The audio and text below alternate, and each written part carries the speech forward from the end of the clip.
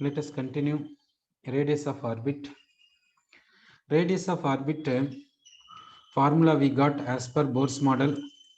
Radius of orbit equal to, what is the formula we got in the sense, n square h square by 4 pi square m k z e square. It is the radius of orbit formula we got. Set. Now we will substitute the values in SI system. N is called which circular path, first circular path, first orbit or second orbit or third orbit, that value is called n.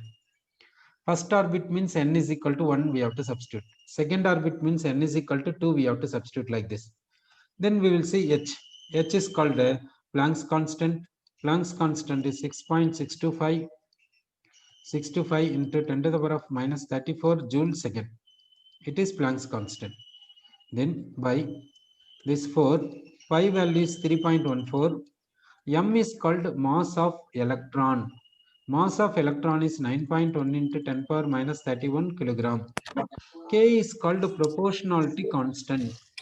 This K is called proportionality constant. How we are getting proportionality constant means force is equal to minus K Z E square by R square. So K is equal to force into R square by Z E square minus SI unit of force is Newton. SI unit of radius is meter. Z no unit. E is called charge. Charge SI unit is coulomb.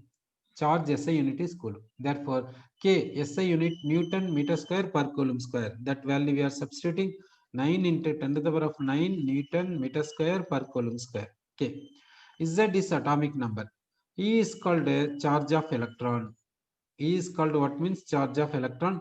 Charge of electron is 1.602 into 10 to the power of minus 19 coulomb. Okay. So we substituted all the values in SI system. We have substituted. Now we will get a radius of orbit. We will get this on simplification gives how much in the sense 0.529 into 10 to the power of minus 10 meter. SI unit is meter. This n square we will write, and this z we will write square by z. This meter is the SI unit of this radius. This meter is the SI unit of radius. This n is not having any unit. Z also not having any unit. Okay. Then radius of nth orbit equal to 0.529 n square by z angstrom. 10 power minus 10 meter is called angstrom. Therefore, radius of nth orbit is called 0.529 n square by z angstrom. It is the formula for calculating radius of orbit for monoelectronic species. For monoelectronic species. Then radius of nth orbit equal to r naught into n square by z angstrom. In the place of r naught, sometimes a naught also will be given. This is called what means Bohr's radius. It is called Bohr's radius, we can say. This Bohr's radius is equal to 0.529 angstrom, we can say. Okay. Bohr's radius is equal to 0.529 angstrom, we can say. What is Bohr's radius? Bohr's radius means we have to take hydrogen atom and the first orbit we have to take. First orbit we have to take. That is called Bohr's radius. Hydrogen atom. Now R is equal to, we will substitute in this place 0.529. 0.529. N is equal to first orbit. Therefore 1 square. Z is equal to atomic number. Atomic number of hydrogen is 1 angstrom. Therefore equal to 0.529 angstrom, which is called Bohr's radius, we can say. Okay. Therefore radius of nth orbit. Radius of nth orbit, what is the formula means 0.529 n square by z angstrom. Radius of nth orbit equal to 0.529 n square by z angstrom, we can say. This is radius of nth orbit formula. Okay. Next we'll see energy of electron. We'll see energy of electron. Next we are going for energy of electron. Energy of electron formula will see. Okay. Now energy in the sense whatever the body you take, energy in the sense sum of the potential energy and kinetic energy. Energy in the sense whatever the body you take, energy means sum of the potential energy and kinetic energy is called total energy of the body. Therefore, total energy of the electron is called potential energy plus kinetic energy. Okay, sir, what is potential energy? Potential energy is nothing but work done. Why work is coming? Work is due to attraction or repulsion. Potential energy is nothing but work. what type of work? This work is resulted due to attraction or repulsion, we can say. Sir, this work is equal to what in the sense? Force into displacement, we can say. Force into displacement. Force is called what? What is the force? Attractive force between nucleus and electron. Attractive force between nucleus and electron is called here force. That force formula we have seen already, minus k z e square by r square. That is a force formula. Into displacement. What is a displacement? That we will see. That a displacement in the sense, this force of attraction between what and what? Nucleus and electron. With what distance? Radius of orbit. That radius. Correct or wrong? This force is called what? Force of attraction. Between what? In the force என்ன சொல்றோம்? Attractive force சொல்றோம். இந்த attractive force யாருக்கு இடையில? நியூக்ளியஸ்க்கும் எலக்ட்ரானுக்கு இடையில. அப்ப நியூக்ளியஸ்க்கு எலக்ட்ரானுக்கு இடையில இருக்கக்கூடிய டிஸ்டன்ஸ் தானே இந்த டிஸ்பிளேஸ்மென்ட்னு சொல்லணும். அப்ப நியூக்ளியஸ்க்கு எலக்ட்ரானுக்கு இடையில கூட இருக்கக்கூடிய டிஸ்டன்ஸ் என்னன்னு சொல்லலாம்? ரேடியஸ் ஆஃப் ஆர்பிட்னு தானே சொல்லணும். அப்போ இந்த பொட்டன்ஷியல் எனர்ஜி என்னன்னு சொல்றோம்னாக்கா இப்படி சொல்றோம், ஆர் ஆர் கேன்சல் ஆயிடுச்சுன்னு என்ன வரும்னா minus K Z E square by R. நல்லா கவனம் வச்சுக்கோங்க. பொட்டன்ஷியல் எனர்ஜிக்கான ஃபார்முலா என்ன? Minus K Z E square by R. இதுதான் பொட்டன்ஷியல் எனர்ஜிக்கான ஃபார்முலா. ஸோ பொட்டன்ஷியல் எனர்ஜி எப்படி சொல்லலாம்?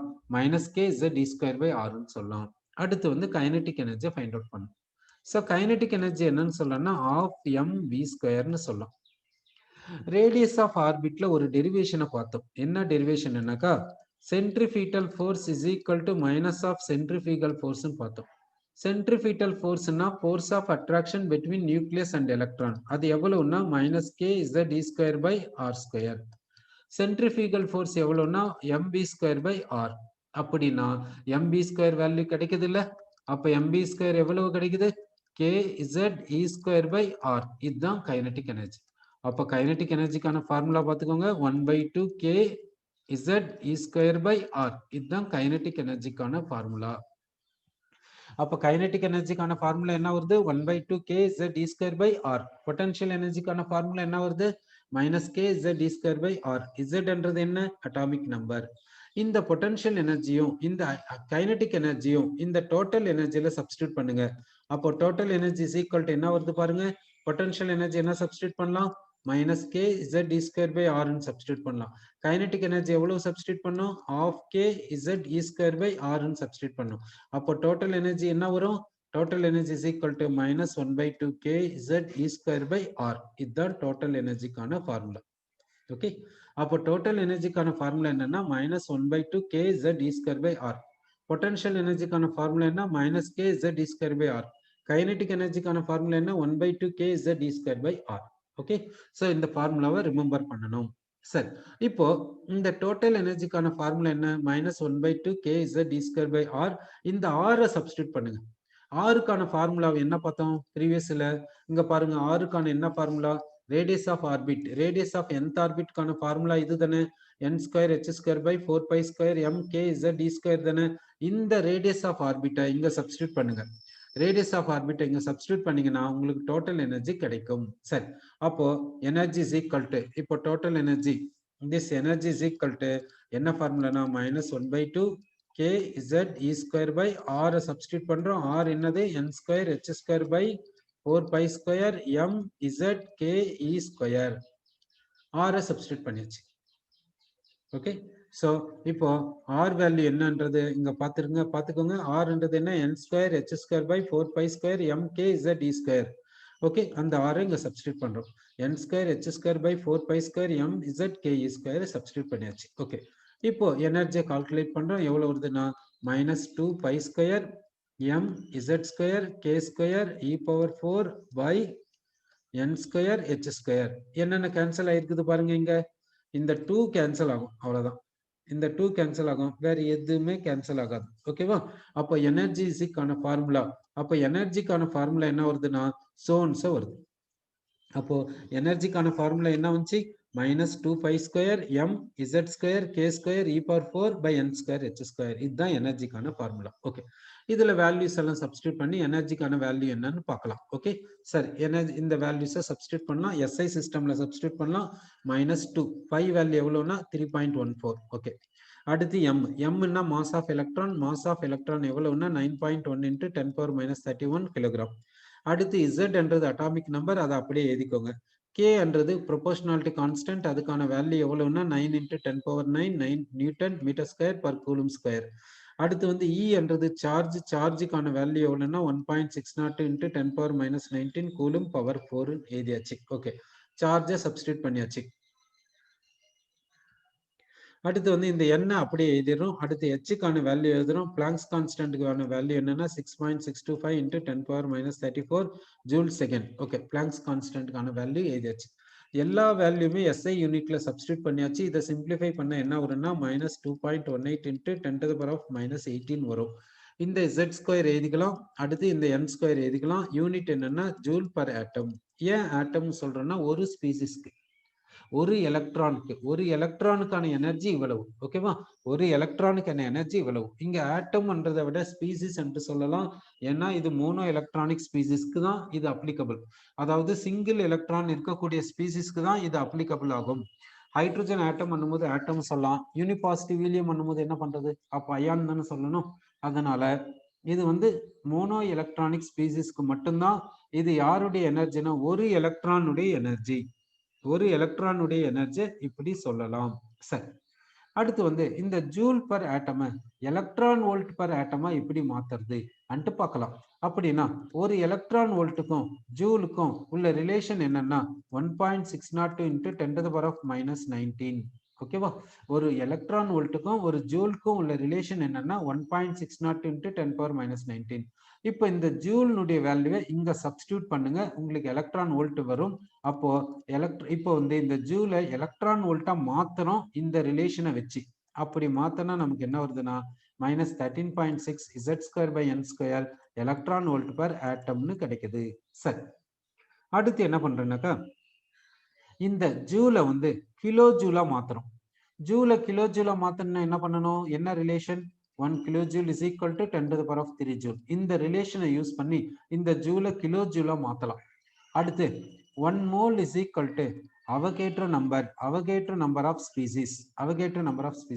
இந்த ரிலேஷனை யூஸ் பண்ணி இந்த பர் ஆட்டமை பர் மோலா மாத்துறோம். இது வந்து ஒரு ஆட்டம்க்கு. இப்போ 1 mole ஆஃப் ஆட்டம்ஸ்க்கு வேணும்னா என்ன செய்யணும், இந்த ரிலேஷனை யூஸ் பண்ணுங்க. அப்போ இந்த ரிலேஷனை யூஸ் பண்ணி இப்போ எனர்ஜியை கால்குலேட் பண்றோம். எனர்ஜி எவ்வளவு வருதுன்னாக்கா -1312 Z²/n². இப்போ யூனிட் என்னன்னா கிலோ ஜூல் பர் மோல். ஓகேவா, நல்லா பார்த்துக்கோங்க. இது வந்து ஒரு எலக்ட்ரானுக்கு, ஆனா இங்க 1 mole ஆஃப் எலக்ட்ரான்ஸ்க்கு. 1 mole ஆஃப் எலக்ட்ரான்ஸ்னா எவ்வளவு, அவகேட்ரோ நம்பர் ஆஃப் எலக்ட்ரான்ஸ்க்கு. இப்போ இது வந்து ஒரு எலக்ட்ரானுக்கு, ஆனா இது வந்து 1 mole ஆஃப் எலக்ட்ரான்ஸ்க்கு. இங்க இது ஜூல்ல இருக்குது, ஆனா இங்க கிலோ ஜூல்ல இருக்குது. ஜூலை கிலோ ஜூலா மாத்தணும்னா இந்த ரிலேஷனை யூஸ் பண்ணிக்கோங்க. அப்புறமா ஒரு எலக்ட்ரானை 1 மோலா மாத்தணும்னா இந்த ரிலேஷனை யூஸ் பண்ணிக்கோங்க. அப்படி பண்ணீங்கன்னா எனர்ஜி கிடைக்குது. இப்போ எனர்ஜிக்கான யூனிட் என்னன்னா கிலோ ஜூல் பர் மோல். அப்படின்னா 1 மோல் ஆஃப் எலக்ட்ரான்ஸினுடைய எனர்ஜி இது.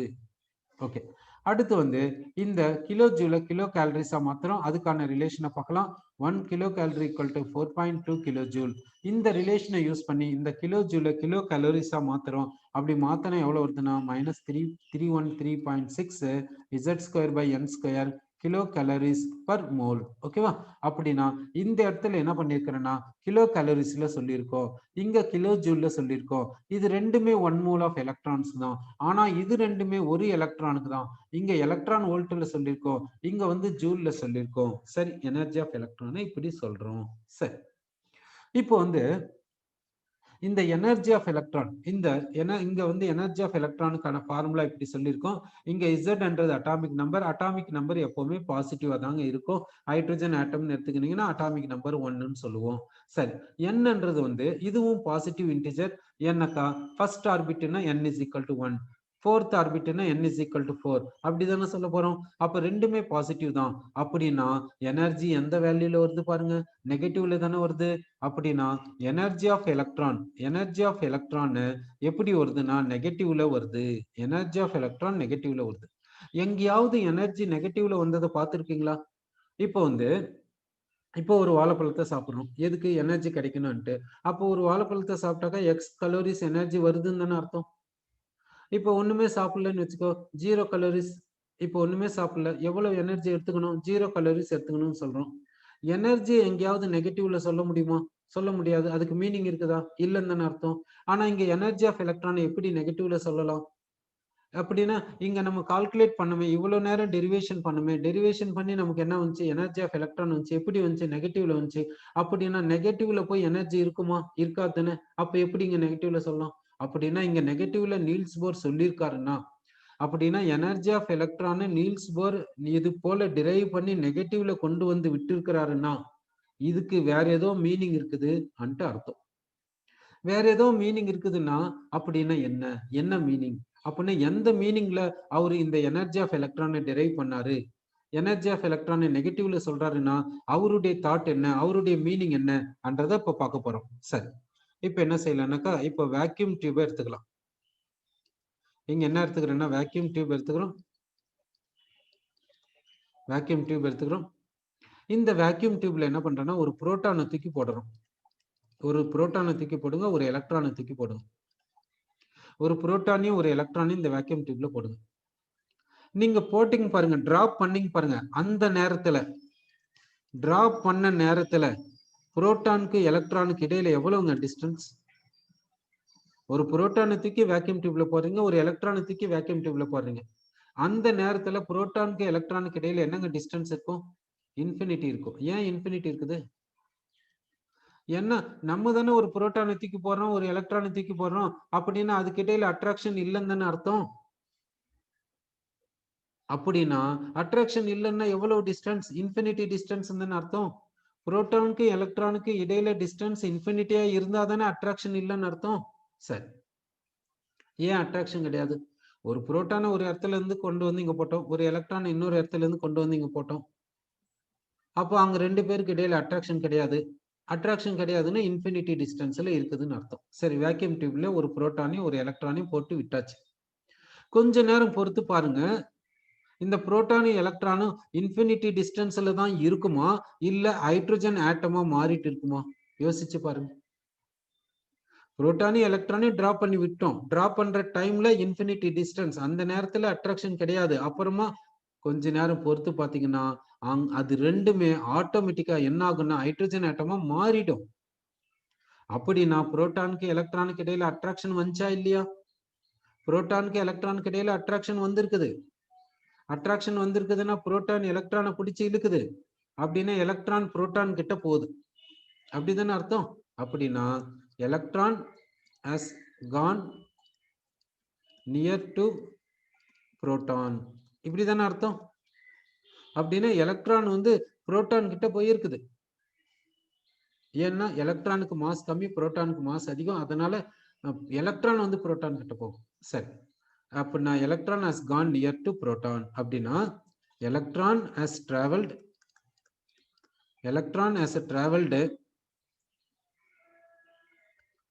traveled from infinity distance to first orbit distance, infinity distance to first orbit. ஏன்னா எலக்ட்ரான் வந்து இன்ஃபினிட்டி டிஸ்டன்ஸ்ல இருந்து ஃபர்ஸ்ட் ஆர்பிட்டுக்கு என்ன போகுமே தவிர ஃபர்ஸ்ட் ஆர்பிட்டுக்கு தாண்டி இன்னும் கொஞ்சம் உள்ள போகாது. என்ன நீல்ஸ் போர் என்ன சொன்னாரு? நியூக்ளியஸ்க்கும் ஃபர்ஸ்ட் ஆர்பிட்டுக்கும் இடையில எந்த ஒரு சர்க்குலர் பாத்தும் பாசிபிலிட்டி கிடையாது. அப்படிதானே சொன்னாரு. அப்ப எலக்ட்ரான் வந்து இன்ஃபினிட்டி டிஸ்டன்ஸ்ல இருந்து எது வரைக்கும் டிராவல் பண்ணலாம்? ஃபர்ஸ்ட் ஆர்பிட் வரைக்கும் டிராவல் பண்ணலாம். அப்புறமா ஃபர்ஸ்ட் ஆர்பிட்டை கிராஸ் பண்ண பின்னாடி நியூக்ளியஸ் கிட்ட போக முடியாது. ஏன்னா எலக்ட்ரான் நியூக்ளியஸ்குள்ள போயிடுச்சுன்னு வச்சுக்கோங்க, கொலாப்ஸ் ஆயிடும். ஆட்டம் எக்ஸிஸ்ட் ஆகாது. ஆட்டம் எக்ஸிஸ்ட் ஆகலைன்னா மேட்டர் எக்ஸிஸ்ட் ஆகாது. மேட்டர் எக்ஸிஸ்ட் ஆகலைன்னா யூனிவர்ஸ் எக்ஸிஸ்ட் ஆகாது. ஓகே, சரி. எலக்ட்ரான் இன்ஃபினிட்டி டிஸ்டன்ஸ்ல இருந்து ஃபர்ஸ்ட் ஆர்பிட்டுக்கு போகுதுன்னு சொன்னீங்களே, ஏன் செகண்ட் ஆர்பிட் போக கூடாது? ஏன் போக கூடாது? போலாமே. எலக்ட்ரான் இன்ஃபினிட்டி டிஸ்டன்ஸ்ல இருந்து செகண்ட் ஆர்பிட்டுக்கு போகலாம், இல்ல இன்ஃபினிட்டில இருந்து தேர்ட் ஆர்பிட்டுக்கு போகலாம், எங்க வேணாலும் போகலாம். ஆனா க்ளோசஸ்ட் டிஸ்டன்ஸ் என்ன? நியூக்ளியஸோட கம்பேர் பண்ணும்போது ஃபர்ஸ்ட் ஆர்பிட் தான். அதனால ஃபர்ஸ்ட் ஆர்பிட் எடுத்துக்கணும். செகண்ட் ஆர்பிட் எடுக்கணும்னு நினைச்சா எடுத்துக்கலாம், தப்பு கிடையாது. ஃபோர்த் ஆர்பிட் கூட எடுத்துக்கோங்க, எப்படி வேணாலும் எடுத்துக்கலாம். க்ளோசஸ்ட் டிஸ்டன்ஸ் வந்து ஃபர்ஸ்ட் ஆர்பிட், அதனால ஃபர்ஸ்ட் ஆர்பிட் எடுத்துக்கிறோம். அப்போ எலக்ட்ரான் எங்க இருந்து எங்க டிராவல் ஆச்சுன்னா இன்ஃபினிட்டி டிஸ்டன்ஸ்ல இருந்து ஃபர்ஸ்ட் ஆர்பிட்டுக்கு டிராவல் ஆச்சு. அப்படின்னா எலக்ட்ரான் ஒர்க் பண்ணிருக்குதா இல்லையா? Electron has done work. Electron has done work to move from infinity to first orbit. அப்போ இவ்வளவு டிஸ்டன்ஸ் மூவ் ஆயிருக்குது எலக்ட்ரான். அப்படின்னா எலக்ட்ரான் வந்து ஒர்க் பண்ணதுனால தானே இன்ஃபினிட்டி டிஸ்டன்ஸ்ல இருந்து ஃபர்ஸ்ட் ஆர்பிட்டுக்கு போச்சு. அப்படின்னா எலக்ட்ரான் வந்து electron has spent some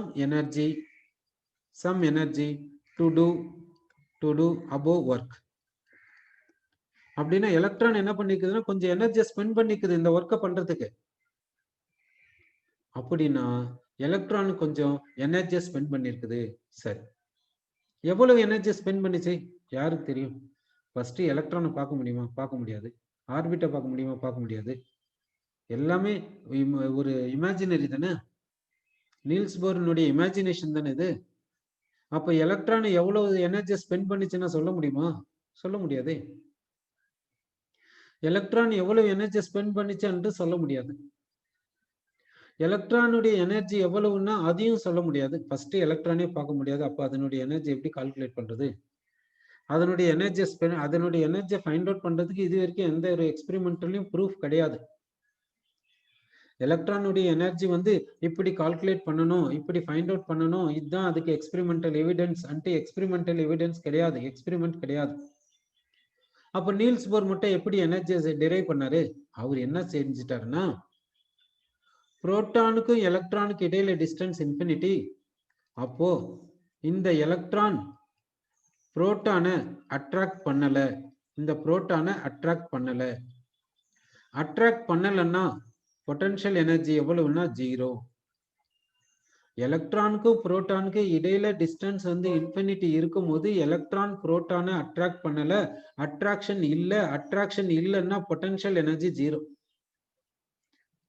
potential எனர்ஜின்னு என்ன? அட்ராக்ஷன்னாலையும் ரிப்பல்ஷன்னாலையும் வரக்கூடியதுதான் பொட்டன்ஷியல் எனர்ஜின்னு சொல்லுவோம். எலக்ட்ரானுக்கும் புரோட்டானுக்கும் இடையில அட்ராக்ஷனே இல்லை, அப்போ பொட்டன்ஷியல் எனர்ஜி 0. ஏன்னா ரிப்பல்ஷனை பத்தி பேசக்கூடாது. எலக்ட்ரான் புரோட்டானை போய் ரிப்பல் பண்ணுமா? பண்ணாது. அப்போ ரிப்பல்ஷனை பத்தி எதுக்கு பேசணும்? ரிப்பல்ஷனை பத்தி பேசக்கூடாது. சரி, ரிப்பல்ஷனை பத்தி பேசல, அப்போ அட்ராக்ஷன் இருக்குதுன்னா அதுவும் கிடையாது. ஏன்னா இன்ஃபினிட்டி டிஸ்டன்ஸ். அட்ராக்ஷனும் கிடையாது, ரிப்பல்ஷனை பத்தியும் பேசக்கூடாதுன்னா பொட்டன்ஷியல் எனர்ஜி என்ன இருக்கும்? 0 தானே இருக்கும். சரி, இப்போ எலக்ட்ரானுக்கு புரோட்டானுக்கு இடையில அட்ராக்ஷன் இல்லைன்னா புரோட்டான் எலக்ட்ரானை அட்ராக்ட் பண்ணலன்னு அர்த்தம். அப்படின்னா எலக்ட்ரான் புரோட்டானை சுத்தலன்னு அர்த்தம். எலக்ட்ரான் புரோட்டானை சுத்தின்னு வரல, எலக்ட்ரான் வந்து புரோட்டானை சுத்தின்னு வரல. அப்போ சுத்தலன்னா கைனடிக் எனர்ஜி 0 தானே அர்த்தம். எலக்ட்ரான் புரோட்டானை சுத்தனா தானே கைனடிக் எனர்ஜி இருக்குதுன்னு அர்த்தம். எலக்ட்ரான் வந்து புரோட்டானை சுத்தல, அதனால கைனடிக் எனர்ஜி 0ன்னு எடுத்துக்கினார். இது எலக்ட்ரானுடைய ஆக்சுவல் கைனடிக் எனர்ஜியா? இல்லையே. எலக்ட்ரான் வந்து எங்கேயாவது ரெஸ்ட்ல இருக்குமா? இருக்காதே. அப்போ எலக்ட்ரானுடைய கைனடிக் எனர்ஜி இவரு 0 எடுக்கிறாரு. யாரு? நீல்ஸ் போர் 0 எடுக்கிறாருன்னா எந்த மீனிங்ல எடுக்கிறாரு? எலக்ட்ரான் புரோட்டானை சுத்தக்கூடிய கைனடிக் எனர்ஜி வந்து 0. ஏன்னா எலக்ட்ரான் புரோட்டானை சுத்தல இன்ஃபினிட்டி டிஸ்டன்ஸ்ல. கைனடிக் எனர்ஜி 0, பொட்டன்ஷியல் எனர்ஜி 0ன்னா இதனுடைய டோட்டல் எனர்ஜி என்ன? 0. அப்படின்னா இது ஆக்சுவல் எனர்ஜியா? எனர்ஜி ஆஃப் எலக்ட்ரான் வந்து 0ன்னு சொல்றாரு. இது வந்து ஆக்சுவல் எனர்ஜி ஆஃப் எலக்ட்ரானா? எலக்ட்ரான்ன்றது ஒரு மேட்டர் தானே. எல்லா மேட்டருக்கும் எனர்ஜி இருக்குமா இருக்காதா? எனர்ஜி இல்லாத ஒரு மேட்டர் ஏதாவது இருக்குதா? அப்படின்னா எலக்ட்ரானுக்கு எனர்ஜி இருக்குதுன்னு தானே அர்த்தம். ஆனா அதனுடைய எனர்ஜியை கண்டுபிடிக்க முடியுமா? முடியாது இல்ல. அப்போ என்ன மேக்ரோ பாடிஸ்க்கே மெஷர்மெண்ட் பண்ணும்போது லிமிடேஷன் இருக்கும்போது மைக்ரோ பாடிஸ் எலக்ட்ரானை பார்க்க முடியாதுன்னும் போது அதனுடைய எனர்ஜியை ஃபைண்ட் அவுட் பண்றதுல எவ்வளவு லிமிடேஷன் இருக்கும் கொஞ்சம் யோசிச்சு பாருங்க. அப்படின்னா எலக்ட்ரானுடைய ஆக்சுவல் எனர்ஜியை கண்டுபிடிக்க முடியல. ஆனா எலக்ட்ரானுடைய எனர்ஜி 0ன்னு எடுத்துக்கிறாங்கன்னா அதனுடைய மீனிங் என்ன? இந்த எலக்ட்ரானுக்கு புரோட்டானுக்கு இடையில எந்த ஒரு இன்ட்ராக்ஷனுமே கிடையாது. அததான் இந்த 0 சொல்லுது. Energy of electron is 0. அதனுடைய மீனிங் என்னன்னா எலக்ட்ரானுக்கு புரோட்டானுக்கு இடையில எந்த ஒரு இன்ட்ராக்ஷன் எதுவுமே கிடையாது. ஏன்னா இன்ஃபினிட்டி டிஸ்டன்ஸ்ல அது இருக்குதுன்னு அர்த்தம்.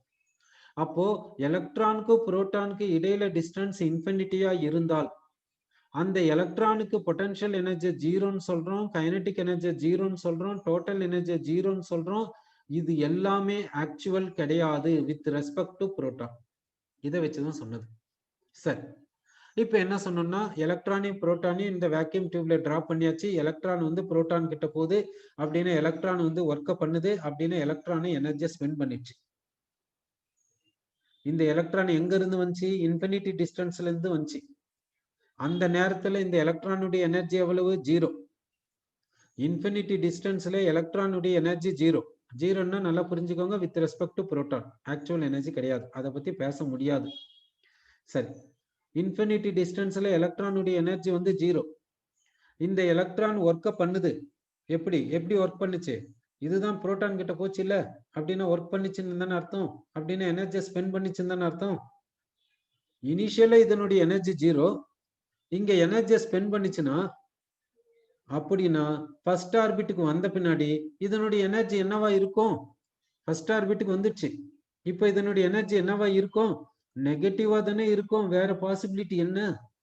என்ன, இனிஷியலா எனர்ஜி ஜீரோ, ஒர்க் வேற பண்ணுது, எனர்ஜியை ஸ்பெண்ட் பண்ணுது.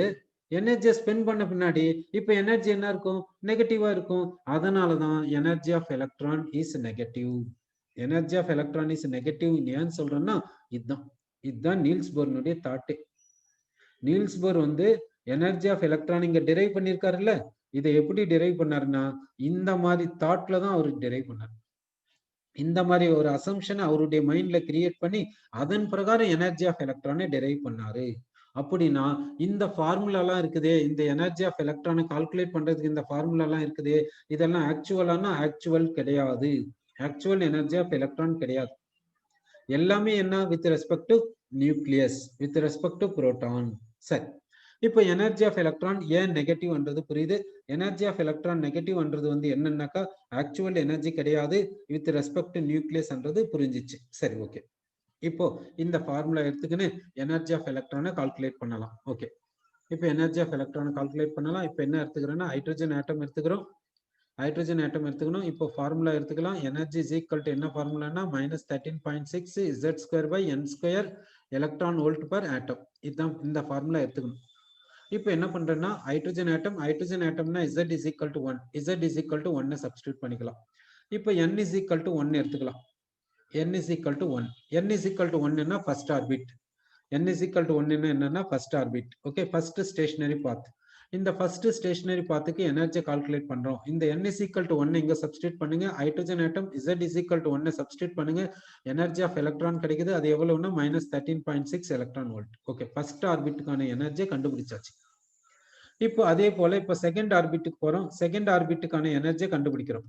செகண்ட் ஆர்பிட்டுக்கான எனர்ஜியை கண்டுபிடிக்கிறோம் அப்படின்னா n is equal to 2 substitute பண்ணுங்க. Hydrogen atom atomic number 1 substitute பண்ணுங்க. எனர்ஜி ஆஃப் செகண்ட் ஆர்பிட் கிடைக்குது. அது -3.4 எலக்ட்ரான் வோல்ட். இப்போ தேர்ட் ஆர்பிட்டுக்கு போறோம். தேர்ட் ஆர்பிட்டினுடைய எனர்ஜியை கண்டுபிடிக்கிறோம். தேர்ட் ஆர்பிட்டினுடைய எனர்ஜி எவ்வளவு வருதுன்னா -1.5 எலக்ட்ரான் வோல்ட். அடுத்து ஃபோர்த் ஆர்பிட்டுக்கு போறோம். ஃபோர்த் ஆர்பிட்டினுடைய எனர்ஜியை கண்டுபிடிக்கிறோம். அந்த எனர்ஜி எவ்வளவு வருதுன்னா -0.8 எலக்ட்ரான் வோல்ட் வருது. அதே மாதிரி போயினே இருக்கிறோம். n is equal to infinity. Infinity ஆர்பிட்டுக்கு வந்துட்டோம். இன்ஃபினிட்டின்னா நியூக்ளியஸ்க்கும் எலக்ட்ரானுக்கு இடையில டிஸ்டன்ஸ் வந்து இன்ஃபினிட்டி. நியூக்ளியஸ்க்கும் எலக்ட்ரானுக்கு இடையில டிஸ்டன்ஸ் வந்து இன்ஃபினிட்டி. அதை தான் இன்ஃபினிட்டி ஆர்பிட் என்று சொல்றோம். இன்ஃபினிட்டி ஆர்பிட்ல எனர்ஜி எவ்வளவுன்னா ஜீரோ. எனர்ஜி எவ்வளவுன்னா ஜீரோ. ஏன்னா anything by infinity is zero தானே. அப்போ energy of electron at infinity distance from the nucleus எவ்வளவுன்னா ஜீரோ. இப்படி கண்டுபிடிச்சாச்சு. இப்போ எனர்ஜி ஆஃப் எலக்ட்ரானை ஒவ்வொரு ஆர்பிட்லயும் கண்டுபிடிச்சிட்டோம். இப்போ சொல்லுங்க, இந்த ஹைட்ரஜன் ஆட்டம்க்கு எனர்ஜி ஆஃப் எலக்ட்ரான் எந்த ஆர்பிட்ல லீஸ்டா இருக்குதுன்னு பாருங்க. லீஸ்ட் எனர்ஜி எங்கன்னு பாருங்க. லீஸ்ட் எனர்ஜி ஆர்பிட் எதுங்க? லீஸ்ட் எனர்ஜி ஆர்பிட் இதுதாங்க. Least energy orbit. Least energy orbit இதுதான்.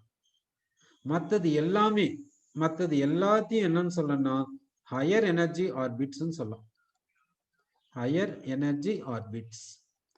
அப்போ இந்த சர்க்குலர் ஆர்பிட்ஸ்ல பாத்தீங்கன்னா எந்த ஆர்பிட்டுக்கு எனர்ஜி லீஸ்ட்னா ஃபர்ஸ்ட் ஆர்பிட்டுக்கு தாங்க எனர்ஜி லீஸ்ட். மற்ற ஆர்பிட்ஸ்க்கெல்லாம் எனர்ஜி அதிகமா தான் இருக்குது. அந்த லீஸ்ட் எனர்ஜி ஆர்பிட் எனர்ஜி லீஸ்டா இருக்குதுன்னா ஸ்டெபிலிட்டி ஹையஸ்டா இருக்குதுன்னு மீனிங். எனர்ஜி வந்து லீஸ்டா இருக்குதுன்னா ஸ்டெபிலிட்டி ஹையஸ்டா இருக்குதுன்னு அர்த்தம். ஸ்டெபிலிட்டி ஹையஸ்டா இருக்குதுன்னாக்கா அது வந்து எங்க இருக்குதுன்னா கிரவுண்ட் ஸ்டேட்ல இருக்குது, கிரவுண்ட் ஸ்டேட்ல இருக்குதுன்னு அர்த்தம். கிரவுண்ட் ஸ்டேட்ல இருக்குதுன்னு மீனிங். ஓகேவா? அப்போ ஹைட்ரஜன் ஆட்டம்க்கு கிரவுண்ட் ஸ்டேட் என்னன்னா n is equal to 1. First ஆர்பிட்டை தான் கிரவுண்ட் ஸ்டேட்னு சொல்லணும். ஹைட்ரஜன் ஆட்டம்க்கு கிரவுண்ட் ஸ்டேட் என்னன்னா ஃபர்ஸ்ட் ஆர்பிட். சரி, இது ஹைட்ரஜன் ஆட்டம்க்கு மட்டும் தானா பாத்தீங்கன்னா ஈலியம் ஆட்டம்க்கு கூட கிரவுண்ட் ஸ்டேட் வந்து ஃபர்ஸ்ட் ஆர்பிட் தான். ஏன்னா ஈலியம்க்கு எலக்ட்ரானிக் கான்ஃபிகரேஷன் உங்களுக்கு தெரியும் 1s2.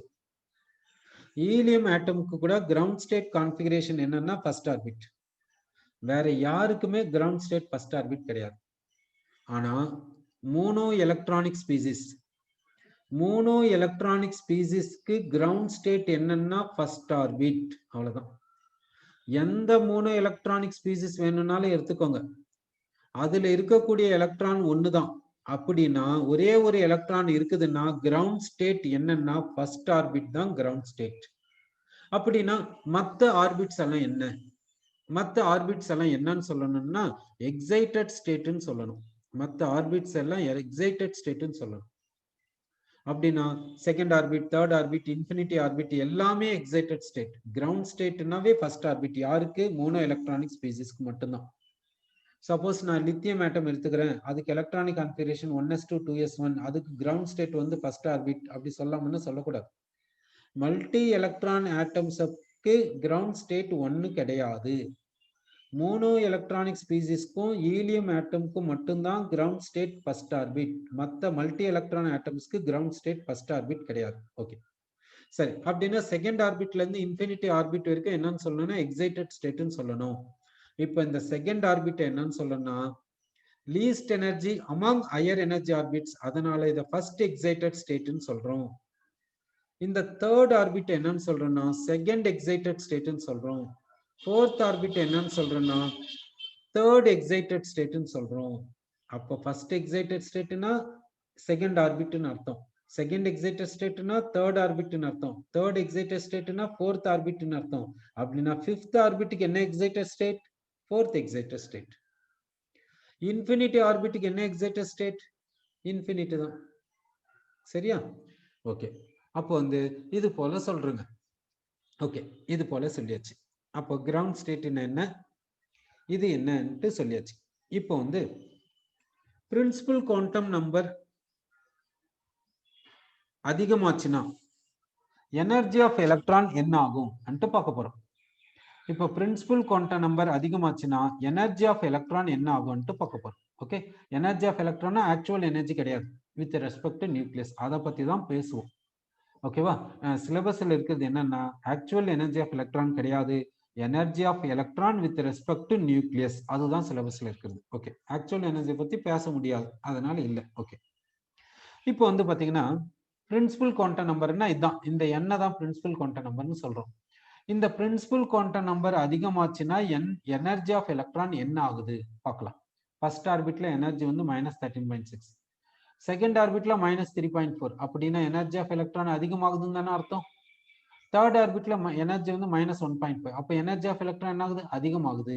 அப்போ பிரின்சிபல் குவாண்டம் நம்பர் அதிகமாச்சுன்னா எனர்ஜி ஆஃப் எலக்ட்ரான் அதிகமாகுது. ஏன்? அட்ராக்ஷன் கம்மி ஆகுது, அதனால தான். சரி, அப்போ பிரின்சிபல் குவாண்டம் நம்பருக்கும் எனர்ஜி ஆஃப் எலக்ட்ரானுக்கும் உள்ள ரிலேஷனை இங்க சொல்லியிருக்கோம். சரி, ஓகே. ஓகே, இப்போ எனர்ஜி ஆஃப் எலக்ட்ரான் எங்க ஜீரோ ஆகுதுன்னா இன்ஃபினிட்டி ஆர்பிட்ல ஜீரோ ஆகுது. சரி, ஓகே. இப்போ என்ன பார்க்க போறோம்னாக்கா, இப்போ பிரின்சிபல் குவாண்டம் நம்பர் இன்க்ரீஸ் ஆச்சுன்னா energy difference between successive orbits, energy difference between successive orbits என்ன ஆகுதுன்னு பார்க்கலாம். Okay, principal quantum number rice ஆகும்போது energy difference between successive orbits என்ன ஆகுது நம்ம பார்க்க போறோம். ஓகே, சரி. இப்போ இங்க ஃபர்ஸ்ட் ஆர்பிட்டுக்கும் செகண்ட் ஆர்பிட்டுக்கும் டிஃபரன்ஸ் பார்க்கலாம். ஃபர்ஸ்ட் ஆர்பிட்னுடைய எனர்ஜி எவ்வளவு? -13.6. செகண்ட் ஆர்பிட்னுடைய எனர்ஜி எவ்வளவு? -3.4. அப்போ டிஃபரன்ஸ் எவ்வளவு? 10.2 எலக்ட்ரான் வோல்ட். சரி, செகண்ட் ஆர்பிட்டுக்கும் தேர்ட் ஆர்பிட்டுக்கு இடையில டிஃபரன்ஸை பார்க்கலாம். செகண்ட் ஆர்பிட்னுடைய எனர்ஜி எவ்வளவு -3.4, தேர்ட் ஆர்பிட்னுடைய எனர்ஜி எவ்வளவு -1.5. அப்போ டிஃபரன்ஸ் எவ்வளவு வருது 1.9 எலக்ட்ரான் வோல்ட் டிஃபரன்ஸ் வருது.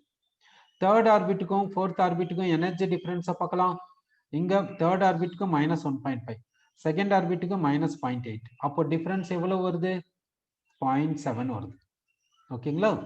இப்போ பாருங்க, பிரின்சிபல் குவாண்டம் நம்பர் இன்க்ரீஸ் ஆக ஆக energy difference between successive orbits என்ன ஆச்சு அன்ட்டு சொல்லுங்க.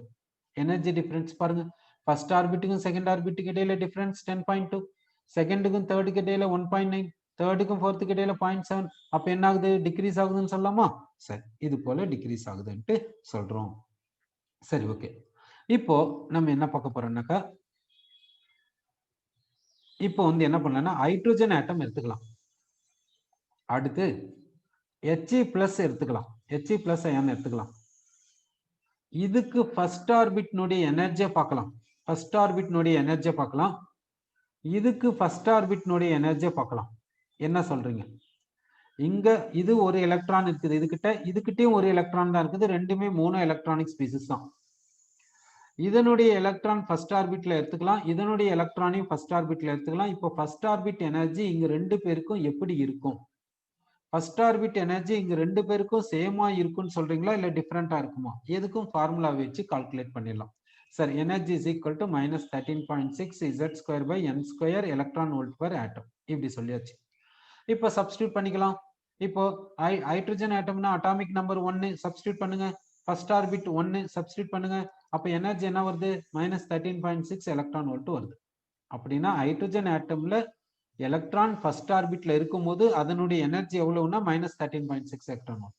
இப்போ என்ன பண்ணலாம்னா ஹீலியம் அயான் எடுத்துக்கலாம், யூனிபாசிட்டிவ் ஹீலியம் அயான் எடுத்துக்கிறோம், அதுக்கு அட்டாமிக் நம்பர் 2. ஓகேவா? சரி, இப்போ எனர்ஜி கண்டுபிடிக்கலாம். -13.6 இசட் வேல்யூ சப்ஸ்டியூட் பண்ணலாம். இசட் வேல்யூ எவ்வளோன்னா 2 சப்ஸ்டியூட் பண்ணியாச்சு. அடுத்து ஆர்பிட் நம்பரை சப்ஸ்டியூட் பண்றோம், இது ஃபர்ஸ்ட் ஆர்பிட், அதனால n = 1 ஆர்பிட் நம்பரை சப்ஸ்டியூட் பண்ணியாச்சு. அப்போ எனர்ஜி எவ்வளவு வருதுன்னா -13.6 × 4 எலக்ட்ரான் வோல்ட். பாத்தீங்களா எனர்ஜி எப்படி இருக்குதுன்ட்டு? அப்போ பிரின்சிபல் குவாண்டம் நம்பர் டிஃபரண்ட் ஆச்சுன்னா energy of particular orbit varies, energy of particular orbit varies.